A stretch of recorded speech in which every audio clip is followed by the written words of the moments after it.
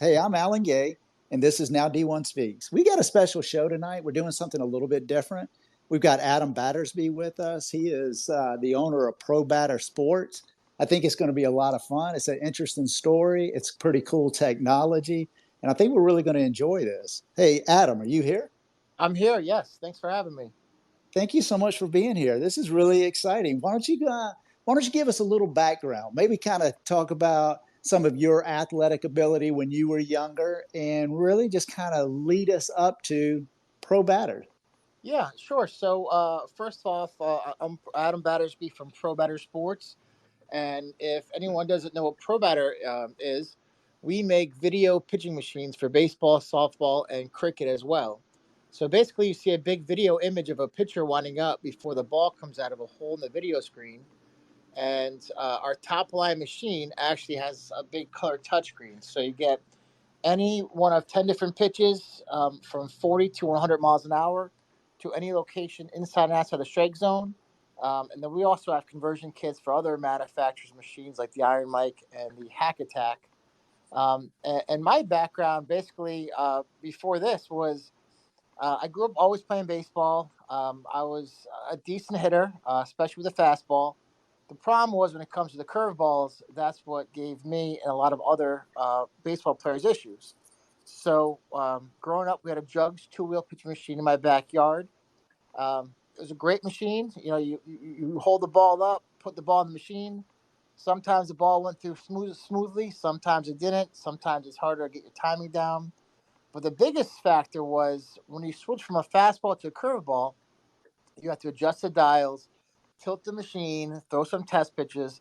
And at that point, you know what's coming. You know it's a fastball, then you know it's a curveball, and you don't learn how to hit the curveball. You just learn where to put your baseball bat, to hit the pitch. So that's what the driving force of this company was, which was a pitch machine with a whole database on it that could quickly go from a fastball to a curveball to a splitter to a cutter without the batter knowing what's coming. So you really learn how to hit the pitch.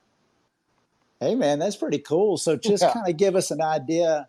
When did this company really start getting off the ground, and now, just kind of give us a sense of how you've developed the technology. Yeah, so we started the company in 1999, so it's almost 25 years, which is it's pretty amazing for small businesses. It's been a fun and interesting ride, to say the least. But we came up with the idea back then, and then I think it was about 7 engineers later, we finally came up with the technology that we liked and that we were, ready to take to the marketplace. But like I said, it's been one heck of a journey, to get to where we are right now. No question about it. So how do you think, and not only how do you think, you probably have seen the sales numbers. I mean, how has this really revitalized interest in baseball, especially with the younger generation? Yeah, so the younger generation, I mean, they love, the video games, the PlayStation, all that stuff. And essentially, I mean, our machine, since it has a big video screen of the pitcher winding up, it's really essentially a big video game. Now, it's a great training tool as well, but with the visual aspect, it really keeps the player active and interested, interested in his training, and also adds a little sense of fun to the training as well. So, when you go to a typical batting cage, you hit, say, 20 balls, and then you're like, this is kind of fun, kind of not. With our machine, you can actually challenge yourself and have the big pitcher wind up. So it really it's more than just a typical training machine. It also adds a fun aspect to it. Heck yeah, man! I kind of want to jump in there and try it out. Yeah, So it's let a me lot of let me fun. ask you something. I mean, are all the pitches random, or can you set it up? You kind of mentioned a minute ago like 20 pitches. Hey, could you just set it up for straight 20 fastballs, or could you just have it completely random, or could you just say whatever it is that you want to do with it? Yeah, so the machine has 4 different modes. The first mode is a manual mode, so I can manually pick a pitch, one pitch at a time. So if I'm working with if I'm a coach working with a player, I can work on certain pitches and then critique a swing and work on the swing. There's also a repeat mode. So if I'm by myself, for example, I'll do 15, 20 fastballs, 80 miles an hour right down the middle. I'll hop in there and hit. There are preset sequences in the machine, and also you can record your own sequence. So you do like a fastball, changeup, slider sequence, or whatever sequence you want to do. You could do it. Man, I love that Yeah, completely. And I'm sitting there thinking the advantages over the traditional mechanical machine. I mean, it's got to be unlimited. yeah. It really is. I mean, pitch machines have come a long way over the years, but when we started, it was just two-wheel machines or the arm machine. Which, I mean, listen, they're great training tools. They taught a lot of baseball players how to hit pitches, but we believe we took it one step further. I would think you have. Who are, if I can ask, who are some of your customers? Maybe a couple of names that we would recognize. Yeah, so we sold about 25 machines to professional baseball, both at the major league and minor league level.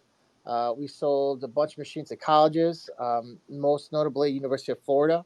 They had their first machine, I want to say about 5, 8 years ago, and then they built this really beautiful stadium, and then they upgraded to the current model. And what was pretty cool, a few years back, we had the number one D1 college for University of Florida, and the number one D2 college for Angelo State down in Texas. So that was pretty cool. Hey, man, that's great. That speaks volumes right Yeah, there. yeah, No question about it. yeah. But Um, our biggest market is the commercial batting cage market. Um, we also do, houses for private, training, and we also do some of the players. So those are pretty cool as well when we do those. how did everybody how did University of Florida, as an example, how did they find out about you and the 25 major league teams? I mean, were you out on the road? Did you do trade shows? I mean, what was it that drew the attention in? Yeah, well, University of Florida was a cold call. I remember it very, very well. Because usually when you call colleges or Major League Baseball for that matter, you leave a message. But I remember the coach picked up, and I was so surprised he picked up, and it was great. So that was a nice sale. I remember that one very well. But we do a lot of trade shows. We do print, email marketing. When we first started, I was on the road a lot. I was on the road for weeks at a time. We had a demo trailer with a machine in the back, the inflatable batting cage and generator, and I took that thing on the road all the time, and it was pretty grueling. But when you're young, you can do it, and it's fun. But as you get older, it's not as easy. I hear you, man. That's exciting. Yeah, Congratulations. What thank you. talk to us as well about maybe various skill levels. I mean, man, I mean, it's exciting when you're talking about major league, talking about Power Five, Division I colleges. I mean, these are elite athletes. Is it really only geared toward top level athletes? No, so the PX3 actually has 9 different levels on it, and they're all age appropriate levels. So the first three levels are they throw to 45 feet, and they have the little leaguer video image on there. And the level 4 through 9 is based off 60 feet 6 inches, and you have the minor leaguer thrown to you in a major league stadium. So Got any age group we can throw to. Hey, that is so cool. This is awesome stuff. So, Yeah. kind of talk to us about the way you and your dad really kind of worked on this just a little bit, because I mean, it's got this nice sentiment. It's this great family story, and so just kind of give us a sense of, what was the dynamic really between you and your dad? Yeah. So growing up, he was always one of my coaches, or the coach, the head coach. So and he also was the guy who built the batting cage in my backyard growing up. Um, so he was always there. He always was at all my games. If I played for my local high school, so he was always there. And then so it was always pretty cool to work with your old man.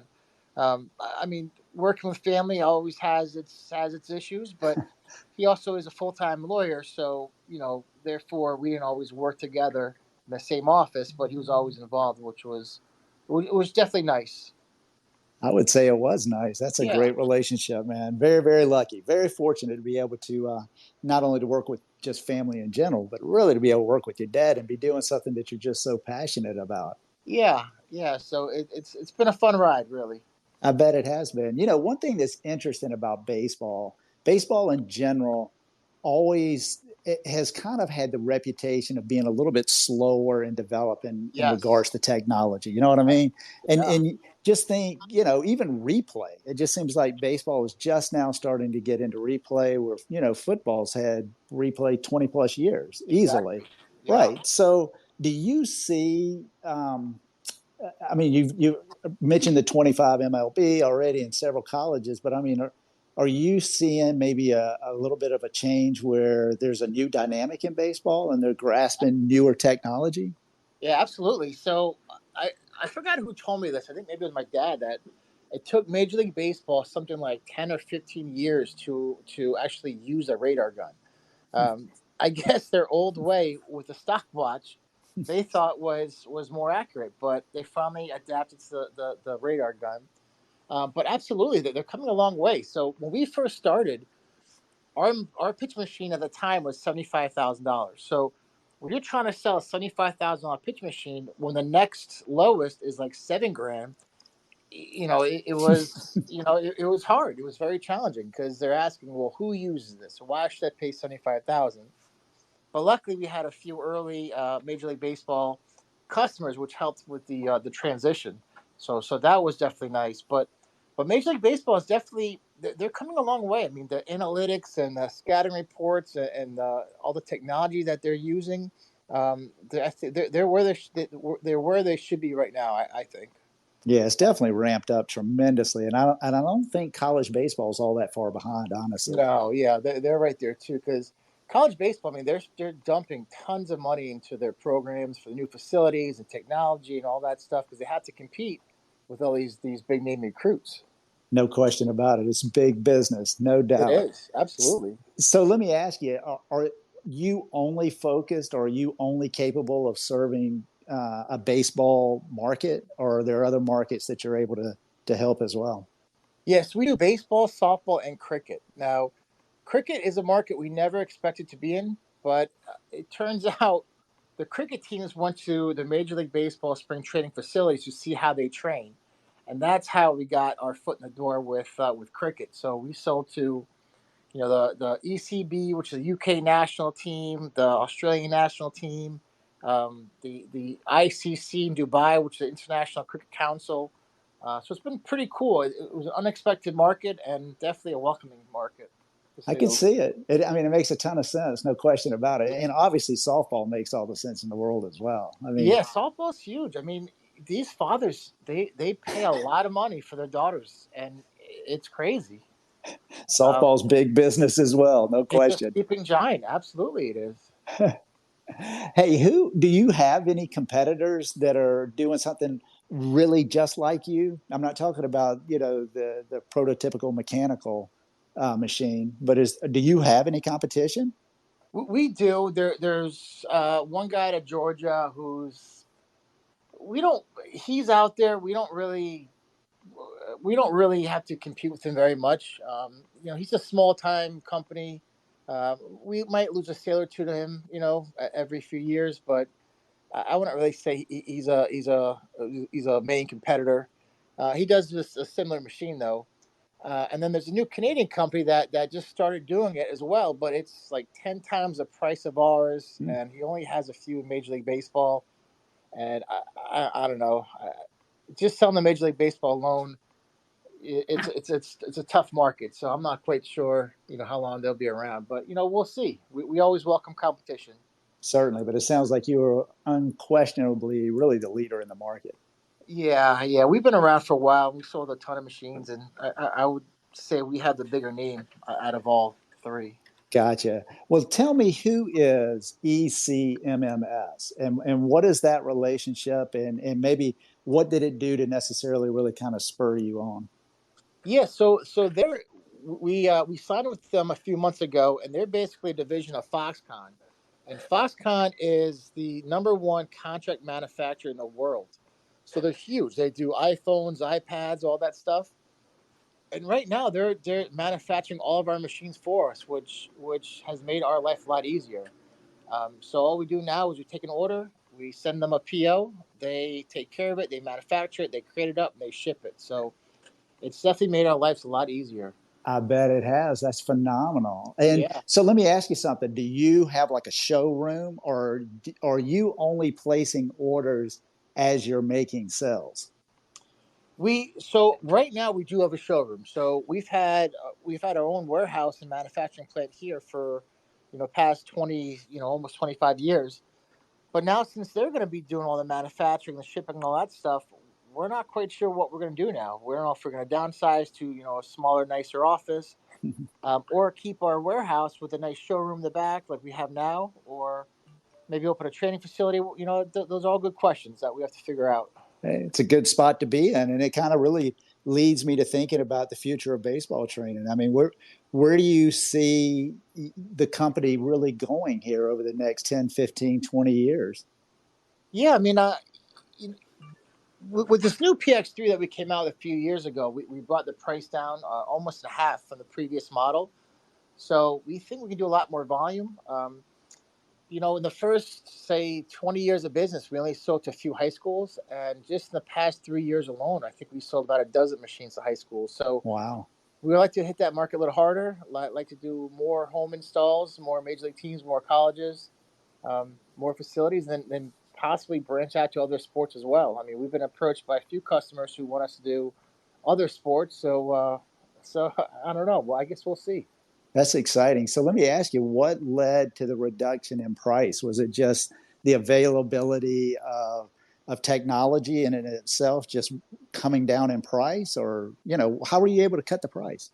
Yeah, a little bit of technology. The older model machine had a big control cabinet, and replaced that with a circuit board on the new machine, which saved a lot of cost and a lot of time to manufacture. Um, we we we made the machine smaller and lighter, which has helped with shipping and just moving it. So that's definitely helped, and just really technology. I mean, we knew what we could get away with, because we've been around for such a long time. So we made our motors smaller, actuators smaller. They still perform with the same specs. But yeah, basically just technology. Man, that's really cool. And that does open up so many markets. I can understand now why high schools could really be a potential customer for you. Exactly. And the other machine, the previous model, the softball machine was like 40 grand, and now the new softball machine is like 27. So now we've been selling a lot more softball machines too. So that's an exciting market that we're taking advantage of a little bit more right now. That is really, really cool. I'm sitting here kind of just thinking about a typical batting practice. It has to have the wherewithal. You're talking about the chip and so forth, that it's able to keep statistics, quote unquote statistics, on individual batters as well, so that a coach can maybe pull up information and start seeing who's doing what and how well they're doing. The hitting machine does not. However, we do have a system they throw into for the pitchers called the Strikeout Pro, and that projects a right hand, a left hand batter, and a catcher, and you throw into it, and that will keep your velocity and your accuracy measurements in that system. Hey, That one's pretty cool. that is cool. Yeah. And that's just further innovation and just really kind of saturating the market. It's almost like, hey, if you're thinking of training tools, you want to think of pro batter. If you can get Yeah, in the door, then it's like, okay, if we have the batting machine, what else can we do? You know what I mean? I yeah, love that. That's a great approach, Adam. yeah, absolutely. No question. So let me ask you something. If someone is interested, that's listening, and one of the great things about our show, absolutely, is, we have a lot of college coaches that are tuning in. And just so that you know, Adam, you may not even be aware, Now D1 Speaks podcast, generally speaking, we interview uncommitted high school prospects. And so the core audience that are listening are college coaches. They're very interested in potential recruits and how they are and who they are when they're off the field. Right. And so if a college coach potentially listening to this later, how do they find you? Is it literally just www.ProBatterSports, or is there another way to get in touch with you and really kind of find out what all it is that's available? Yeah. So if you go to ProBatter.com, that's our website, and it has small videos and pictures of what we can offer. If you want to get more information, you could always call the office, and that number is 203-874-2500. Or if you want to email me directly, the two easiest emails to get me at are sales@probatter.com or info@probatter.com. And I can send you videos, more videos, pictures, pricing, facilities around if they want to take a look to test it out themselves. Whatever you guys need, just let me know. That's perfect. I was just thinking about that. I was almost like, do you do demos? But now you're getting so many out in the marketplace. It's almost like, let me connect you with someone that's relatively close to you that already has one. Yeah, and that helps out a lot because instead of flying to Milford or the New Haven area to see the machine, at our office, they can drive to local batting cage, talk to those owners, see how they're doing with it, see the money they're making with it, see the success rates, and they can kind of get firsthand knowledge from the owners, which has definitely been helpful. Absolutely. I love that, man. This is good stuff, man. I'm so happy that you came on Yeah, thanks tonight. for I having think me. you've got a great product. It Well, sounds thank like you. you've got great customer service. You're absolutely into it. You know, Yeah. you keep broadening what it is that you offer. You're looking for better ways for production with your relationship with Foxconn. I mean, it's really awesome stuff that you've got. Yeah, it's been exciting, especially in So the last year. It's been really exciting. I bet it is. So really, not only thinking about where the business may go in the future, what kind of legacy do you think potentially that you're really leaving for baseball in this regard? I would like to think that we're helping younger players hit their breaking pitches. Uh, that's what got me into it, and I hopefully that will stick. I mean, I've definitely heard a few of our customers say that if it wasn't for our machine, they wouldn't have signed these multi-million-dollar deals and contracts. So, um, hopefully that's true. Hopefully that's legacy that we'll leave behind. How rewarding to hear something like that anyway. I mean, Yeah. that's so awesome. And then how about, you never know who may stumble across this, and tons of uncommitted kids that I've interviewed and that are listening and that we're scheduling up in the future. You really never know what they're going to end up doing. They're the entrepreneurs and innovators of tomorrow. I mean, what kind of advice would you give a young entrepreneur? Um, Figure out what you like and work hard at it. Anytime you open a business, the first few years and years after, I mean, it's a lot of work. It's long hours. And if you don't like what you're doing, you're not going to have fun at life. You're not going to have fun at it. And you're not going to enjoy life. So just make sure you find something that you really like and you really believe in and, put the nose down and work and success will come. I love that. And I think you got to have that one passion, the one mission. And you kind of brought it up a couple of times. I just thought it was so interesting for you. And it was talking about hitting a curveball, hitting a breaking Yes. ball. Yeah. You started with that in your introduction. You talked about your own high school career, and that was the one piece that really kind of gave you trouble and you wanted to figure it out. And I love the way you were kind of ending it when I said, what kind of legacy do you want to leave? And the first thing that came out of your mouth was that hopefully people can hit a curveball. I thought that was so cool. I Yeah. mean, that's your mission.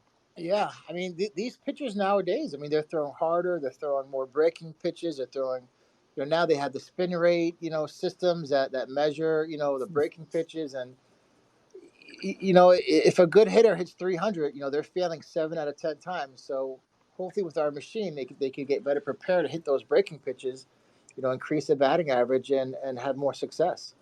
Hey, man, this has really been fun. I am so happy that you came on. I think you got great technology again. You sound like just a fantastic person to work with. I love the story, just thinking about calling Coach O'Sullivan and he just happened to pick up the phone, Yeah, right? And then it turned yeah, into a great call. And you're right. I guess they won the national championship five, yeah, 6 years ago, whatever it was. And yeah. they They were won. right there at it again this year with the possibility. So, Yeah, I mean that one game, the second game, well, I think it was like 23-3, whatever they. oh, yeah. Good Oh night. my God. Yeah, Yeah, I think they left too many runs there, didn't they? They probably they needed to did. hold on to a couple, and maybe LSU wouldn't have won the next night. Yeah, LSU was pretty good though, but they definitely had a good run. We were all cheering for them. Oh, they had a fantastic run, no question about it. Hey, I do want to let everyone know that tomorrow night we have got another special guest coming on. It's Alex Dumas, and Alex also played baseball, but now he's an entrepreneur and he's opened up his own gym, LN3.